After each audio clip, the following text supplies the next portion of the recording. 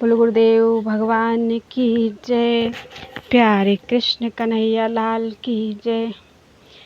श्री गर्ग संहिता 26वां अध्याय वृंदावन खंड चल रहा है। श्री कृष्ण का विरजा के साथ विहार, श्री राधा के भय से विरजा का नदी रूप होना, उसके 7 पुत्रों का उसी साप से 7 समुद्र होना तथा राधा के साप से श्रीदामा का अंशतः शंखचूर्ण होना।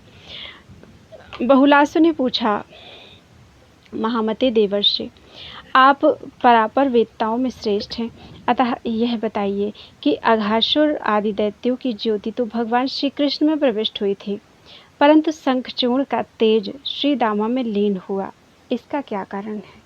अहो, श्री कृष्ण चंद्र का चरित्र अत्यंत अद्भुत है।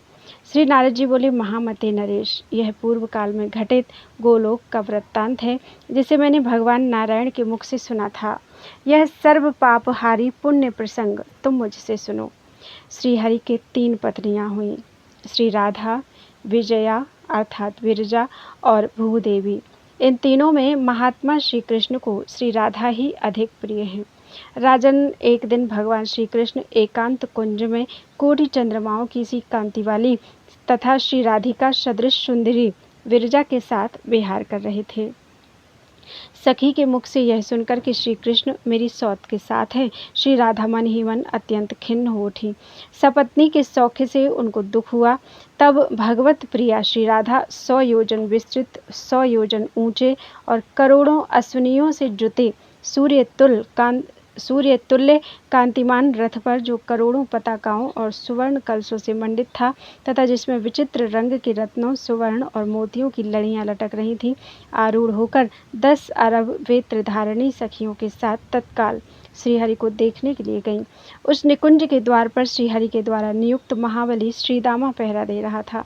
उसे देखकर श्री राधा ने बहुत फटकारा और सखी जनों द्वारा बेंत से पिटवाकर सहसा कुंज द्वार के भीतर जाने को उद्यत हुई। सखियों का कोलाहल सुनकर श्रीहरि वहां से अंतर्ध्यान हो गए। श्री राधा के भय से विरजा सहसा नदी के रूप में परिणत हो कोटि योजन विस्तृत गोलोक में उसके चारों ओर प्रवाहित होने लगी। जैसे समुद्र इस भूतल को घेरे हुए है, उसी प्रकार विरजा नदी सहसा गोलोक को अपने घेरे में लेकर बहने लगी। रत्नमय पुष्पों से विचित्र अंगों वाली वह नदी विविध प्रकार के फूलों की छाप से अंकित ऊष्णीस वस्त्र की भांति शोभा पाने लगी। श्री हरि चले गए और विरजा नदी रूप में परिणत हो गई। यह देख श्री राधिका अपने कुंज को लौट गई। नृपेश्वर तदनंतर नदी रूप में परिणत हुई विरजा को श्री कृष्ण ने शीघ्र ही अपने वर के प्रभाव से मूर्तिमती एवं विमल वस्त्राभूषणों से विभूषित दिव्य नारी बना दिया। इसके बाद वे विरजा तटवर्ती वन में वृंदावन के निकुंज में विरजा के साथ स्वयं रास करने लगे। श्री कृष्ण के तेज से विरजा के गर्भ से 7 पुत्र हुए। वे 7 शिशु अपनी बाल क्रीड़ा से निकुंज की शोभा बढ़ाने लगे। एक दिन उन बालकों में झगड़ा हुआ। उनमें जो बड़े थे उन सब ने मिलकर छोटे को मारा। छोटा भयभीत होकर भागा और माता की गोद में चला गया। सती विरजा पुत्र को आश्वासन देकर उसे दुलारने लगी। उस समय साक्षात भगवान वहां से अंतर्धान हो गए। तब श्री कृष्ण के विरह से व्याकुल हो रोज से अपने पुत्र को शाप देते हुए विरजा ने कहा, दुर्बुद्धे, तू श्री कृष्ण से वियोग कराने वाला है, अतः जल हो जा। तेरा जल मनुष्य कभी न पिए। फिर उसने बड़ों को शाप देते हुए कहा, तुम सब के सब झगड़ालू हो, अतः पृथ्वी पर जाओ और वहां जल होकर रहो। तुम सब की पृथक पृथक गति होगी, एक दूसरे से कभी मिल न सकोगे। सदा ही प्रलय काल में तुम्हारा नैमित्तिक मिलन होगा।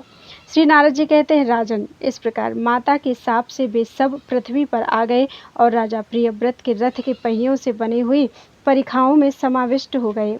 खारा जल, इक्षुरस, मदिरा, घृत, दधी, क्षीर तथा शुद्ध जल के वे 7 सागर हो गए। राजन, वे 7 समुद्र अक्षोभ्य तथा दुर्लंघ हैं। उनके भीतर प्रवेश करना अत्यंत कठिन है। वे बहुत ही गहरे तथा लाख योजन से लेकर क्रमशः द्विगुण विस्तार वाले होकर पृथक पृथक द्वीपों में स्थित हैं। पुत्रों के चले जाने पर विरजा उनके स्नेह से अत्यंत व्याकुल हो उठी। तब अपनी उस विरहिणी प्रिया के पास आकर श्री कृष्ण ने वर दिया, भीरू, तुम्हारा कभी मुझसे वियोग नहीं होगा। तुम अपने तेज से सदैव पुत्रों की रक्षा करती रहोगी। विदेहराज तदनंतर श्री राधा को विरह दुख से व्यथित जान श्याम सुंदर श्रीहरि स्वयं श्री दामा के साथ उनके निकुंज में आए। निकुंज के द्वार पर सखा के साथ आए हुए प्राण बल्लभ की ओर देखकर राधा मानवती होकर उनसे इस प्रकार बोली। श्री राधा ने कहा, हरे वहीं चले जाओ जहाँ तुम्हारा नया नेह जुड़ा है। विरजा तो नदी हो गई, अब तुम्हें उसके साथ नद हो जाना चाहिए। जाओ उसी के कुंज में रहो, मुझसे तुम्हारा क्या मतलब है। श्री नारद जी कहते हैं, राजन यह सुनकर भगवान विरजा के निकुंज में चले गए। तब श्री कृष्ण के मित्र श्री दामा ने राधा से रोषपूर्वक कहा। श्री दामा बोला, राधे, श्री कृष्ण साक्षात परिपूर्णतम भगवान हैं। वे स्वयं असंख्य ब्रह्मांडों के अधिपति और गोलोक के स्वामी के रूप में विराजमान हैं। परात्पर श्री कृष्ण तुम जैसी करोड़ों शक्तियों को बना सकते हैं, उनकी तुम निंदा करती हो, ऐसा मान ना करो।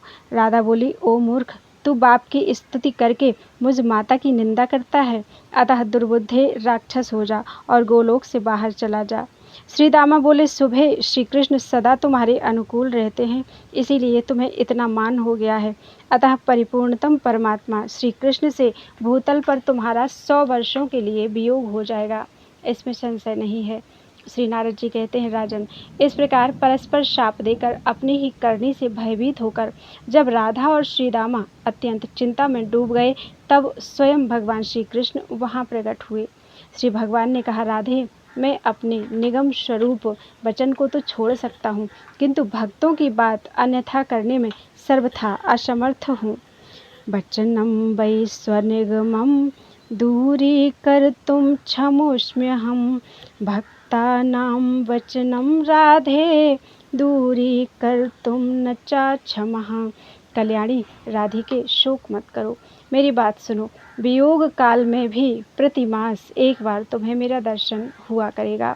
12 कल्प में भूतल का भार उतारने और भक्तजनों को दर्शन देने के लिए मैं तुम्हारे साथ पृथ्वी पर चलूँगा।